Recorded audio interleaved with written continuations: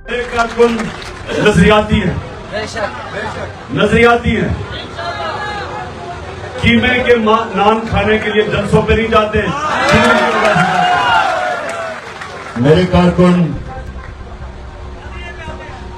कारकुन दलेर हैं, ईमानदार हैं, अपने खौफ के बुत को तोड़ चुके हैं। और मेरे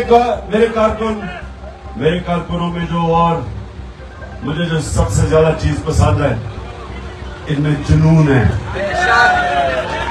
मैं जब क्रिकेट खेलता था, एक खिलाड़ी में अल्लाह ने टैलेंट दिया होता था और दूसरे में जुनून होता था। जो जुनून था वो थोड़ी देर के बाद टैलेंट को हरा देता था। जुनून का कोई तोड़ नहीं है, इसलिए कोई मेरे कारकुनों को शिकस्त नहीं दे सकता। लेकिन नजम शराज ने अभी जो नाते पढ़ी, मेरे कारकुनों को अभी तक नाते पढ़नी नहीं आई, तो थोड़ी इंप्रूव करें अपनी नात पढ़ने के लिए, क्योंकि अभी आपने नजम शराज की नात को पूरी तरह कत्ल करने की कोशिश की है। अच्छा अब सुने, आप मैं सबसे पहले पता चलाना चाहता हूं कि अब किधर किधर से लोग आए हैं। लाहौर, ये लाहौर है सारा, पाकपटन, ये पाकपटन है।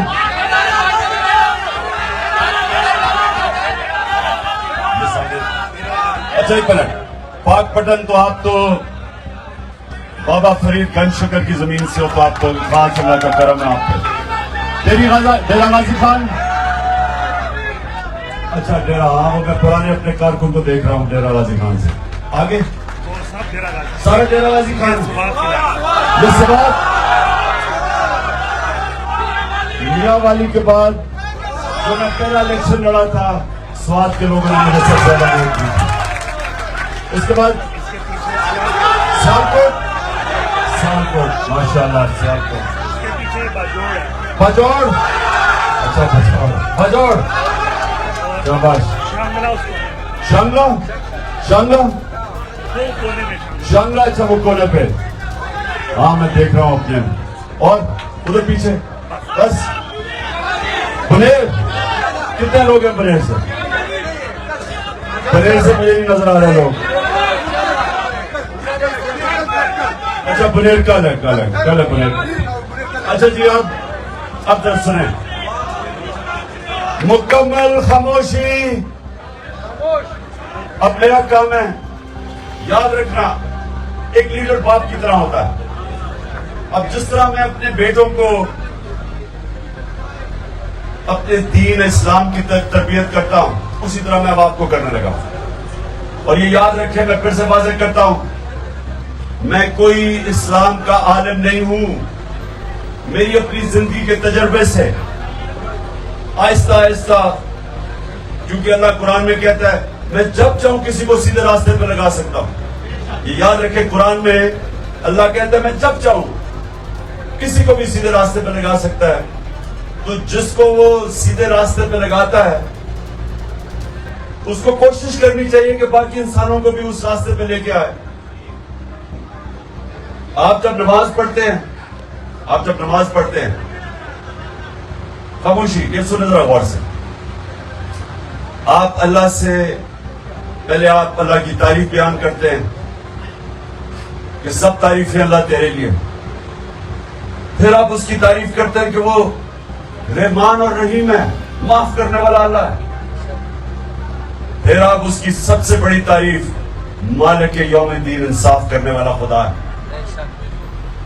जो अल्लाह फैसले करता है इंसानों के ऊपर, वो दिलों के भी राज जानता है, अमाल भी जानता है। तो वो सबसे बड़ा जज है, इंसाफ करने वाला। लेकिन मांगते आप अल्लाह से सिर्फ एक चीज है, वो क्या है? या अल्लाह मुझे उनके रास्ते पे लगा। ये समझने वाली बात है। रास्ता मांग रहे हैं, अल्लाह ने यह नहीं कहा कि उस मंजिल पे लेके जा, उस रास्ते पे लगाओ। ये समझने की बात है, क्योंकि अगर वो मंजिल हो तो अल्लाह के पैगंबर वो तो सबसे अल्लाह के करीब थे, लेकिन अल्लाह ने पैगंबरों को भी कहा कि जब तक वो जिंदा हैं वो नमाज पढ़ते हैं, कि वो भी मांगते हैं सीधा रास्ता।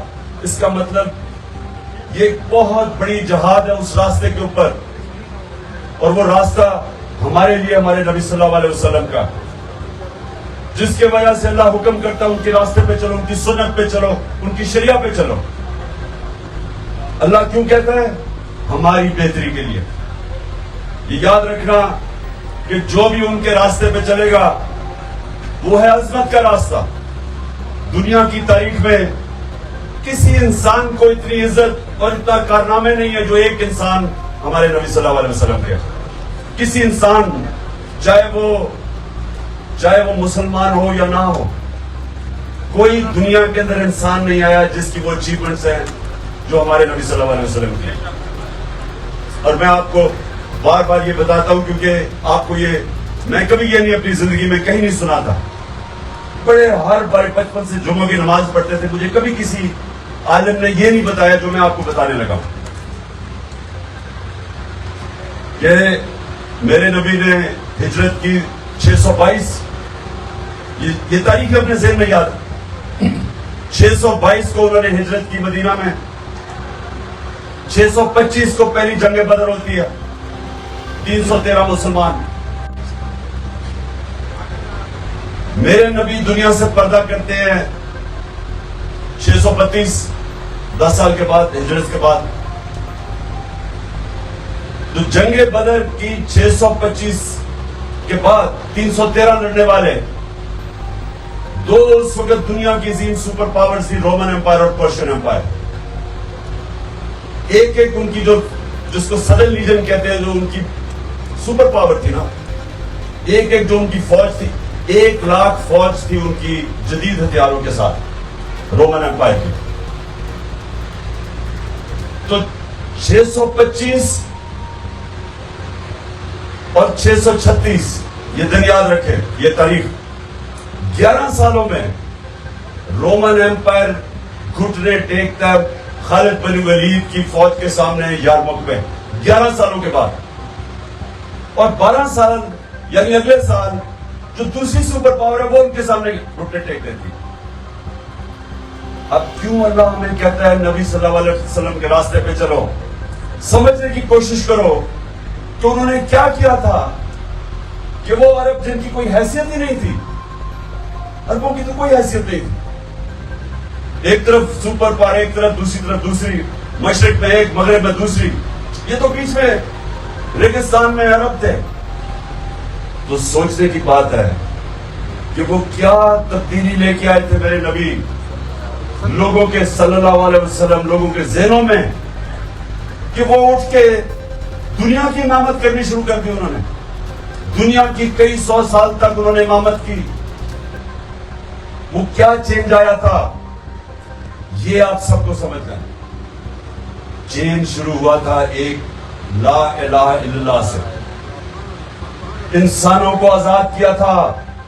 जब आप दावा करते हैं अल्लाह के सिवा में किसी के सामने नहीं झुकता, इंसान अपनी आजादी का दावा करता है, और सिर्फ आजाद इंसान इमामत करते हैं, कभी गुलामी इमामत करते हैं, आजाद इंसान करते हैं।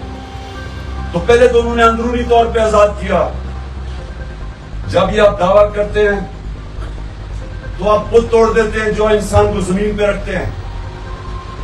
जो मैं बार बार एक मौलाना रूबी का, उन्होंने जब कहा ना कि जब अल्लाह ने तुम्हें पर दिए हैं तो क्यों जमीन पे रेंग रहे हो, मतलब यह कि अल्लाह ने तुम्हें अशरफुल मखलूकात बनाया, अजीम मखलूक।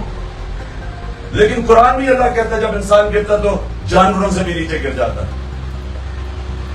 तो अपना मुकाम पहचानो। वो शुरू होता है ला इलाहा इल्लल्लाह से।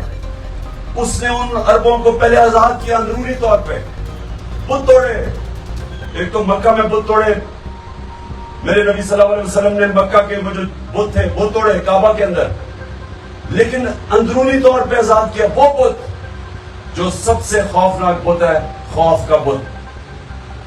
मैं जब क्रिकेट खेलता था मेरे से बड़े बड़े टैलेंटेड खिलाड़ी थे, लेकिन वो खौफ की वजह से ऊपर नहीं आ सके। बैट्समैन गेंद लगने से डरते थे कि तेज बॉलर से बैट्समैन डरता था, ऊपर नहीं आ सका। खौफ को नहीं काबू पा सका, बड़ा खिलाड़ी नहीं बना। एक और था जो हारने से डरता था। ये याद रखें, मेरी जिंदगी गुजरी है मुकाबले में, जो हारने से डरता है उसको जीतना नहीं आता।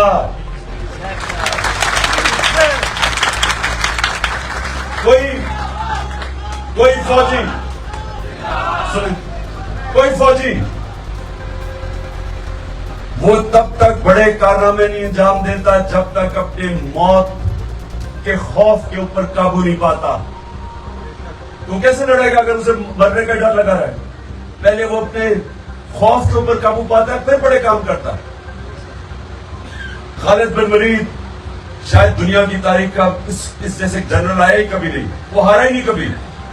लेकिन उन दिनों में जब तलवारों से लड़ते थे, खुद आगे लीड करता था। यानी तलवारों से सोचे या मुकाबले में वो खुद आगे लीड करता था। और क्यों? क्योंकि उसका खौफ का बुत खत्म हो चुका था, मौत का डर चला गया था। और जब खालिद बिन वलीद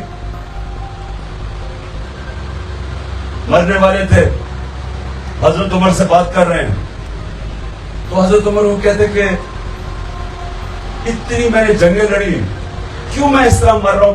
मैं चाहता था कि मैं जंग में शहीद हूं।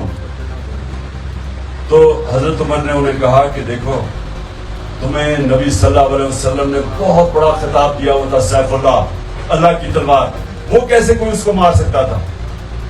तो मैं आपको बताने की कोशिश कर रहा हूं कि हजरत खालिद बिन वलीद का कोई जिस्म का हिस्सा ही नहीं था जिधर जख्म नहीं था, लेकिन मरा नहीं, क्योंकि जिंदगी मौत अल्लाह के हाथ में। ये जब आपके ज़हन में आ जाएगा, जब आपके ज़हन में ये बात आ जाएगी, जब आपके ज़हन में ये आ जाएगा कि इंसान से अल्लाह ने वो हक ही ले लिया मारने का किसी को, वो अल्लाह का फैसला है। वो या आपने तलवार से जाना है, या शहादत से जाना है, या कैंसर से जाना है, वो अल्लाह का फैसला है। इंसान को आजाद किया इस खौफ से। और दूसरा खौफ कि मेरी जी रोजी ना चली जाए। अब ये कई पुलिस वालों ने, रेंजर्स ने जुल्म किया कि एक और पता था गलत कर रहे हैं, औरतें बच्चे हैं, यहाँ शेल मार रहे हैं, वो पैलेट गन्स मार रहे हैं, पता था गलत है, लेकिन नौकरी ज्यादा, रिस्क ज्यादा अजीज थी, ईमान एतमाद नहीं था कि अल्लाह के हाथ में रिस्क। अगर अल्लाह का ये आपको इत्मीनान होता, वो अपने ज़मीर की आवाज सुनता, बजाय ये कि किसी ऊपर जुराइम पेशा लोग उनको गलत ऑर्डर कर रहे हैं और उनके कहने के ऊपर बेकसूर लोगों के ऊपर हमले कर रहे हैं और उनको जख्मी कर रहे हैं। ये रोकता है, इसलिए इंसान ऊपर चला जाता है, जो अल्लाह के ऊपर ईमान रखने वाला आदमी। इसलिए वो अरब दुनिया की इमामत की उन्होंने, जिनकी हैसियत नहीं थी, वो आजाद हो गए लोग। जिल्लत इज्जत जिल्लत, ये भी लोगों को खौफ है कि वो मुझे जलील कर देगा। वो मेरे किसी ने मुझे, ये जितने गंदे गंदे लोग हैं, ये की पीडीएम के अंदर एक से एक बड़ा घटिया और जुराइम पेशा आदमी और गलत बातें करने वाला, कितनी इन्होंने, हर रोज आप सुनते हैं टीवी पे मेरी ये तारीफें करते हैं। कभी क्या कर लिया इन्होंने मुझे? पब्लिक में तो और मकबूलियत हो गई, क्योंकि जिल्लत अल्लाह के बगैर कोई किसी को नहीं दे सकता, इज्जत अल्लाह के हाथ में। तो ये मैं आप सबको पहले अपने आप को आजाद करने, ये खौफ से, ला इलाहा इल्लल्लाह, वो सबसे बड़ा खौफ का ये खत्म करें। दूसरा, पैसे का बुत, ये पैसे की लालच की वजह से लोग अपने जमीर बेचते हैं। और तीसरा, मैं का बुत, ये जो मैं, ये भी बहुत बड़ा बुत है। फैसले इंसान ठीक नहीं करता, तो जो नमाज में आप मांगते हैं ना, अल्लाह वो रास्ते पे लगा, वो सारा वक्त आपको हर रोज, क्यों 5 वक्त पढ़ते हैं? क्योंकि सारा वक्त इंसान को फैसले करने पड़ते हैं। और एक फैसला, अब मैं आपको बताऊं, मैं जब क्रिकेट खेलता था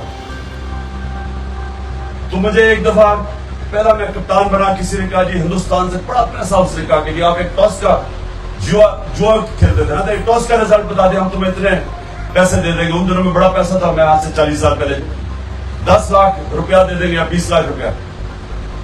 फिर मुझे साउथ अफ्रीका उन्होंने कहा कि आप उधर, इमरान खान को उधर तुम आओगे, क्योंकि वहां नस्ल परस्त रजीम थी, बैन था, उन्होंने मुझे बड़े पैसे किए। तो सारा वक्त इस तरह के जमीर की आपके सौदा करने के लिए सारा वक्त इस तरह की आपको रास्ते, ये आसान रास्ता होता है कि मैं वो रास्ते पे चलूं, जल्दी से पैसा आ जाएगा। हर पुलिस वाले को रिश्वत देने का पैसा आ रहा होता है कि रिश्वत दूंगा तो पैसे बन जाए। ये याद रखें, ये दो रास्ते हैं, एक आपकी तबाही का रास्ता है, दूसरी आपकी अजमत का रास्ता है। एक है जो हम शैतान का रास्ता कहते हैं, दूसरा है नबी सल्लल्लाहु अलैहि वसल्लम का रास्ता। वो मुश्किल रास्ता है, आसान रास्ता नहीं है। ये ना समझे वो आसान रास्ता है, लेकिन वही रास्ता आपको ऊपर लेके जाता है ना। आखिर में दुआ कर रहे हैं, अजान होने लगी है। रोजा खोलने से पहले सुने, रोजा खोलने से पहले मेरी 3 दुआएं। सबसे पहले मेरे साथ मिलकर दुआ, मैं दुआ करता हूं कि अल्लाह, आप हाथ उठाए, अल्लाह नहीं, मैं मेरे साथ, मैं आमीन कहना अपने पास। अल्लाह पाकिस्तान को वो रियासत बना जो मदीना के रियासत के असूलों के ऊपर खड़ी हो। वो रियासत बना जिधर अदल और इंसाफ हो। वो रियासत हो जिधर लोग हकीकी तौर पे आजाद हो। और वो रियासत हो जिधर कोई भी पाकिस्तानी, चाहे उसका जो मर्जी दीन मजहब जो भी हो, कोई भी पाकिस्तानी भूखा ना सोए। आमीन।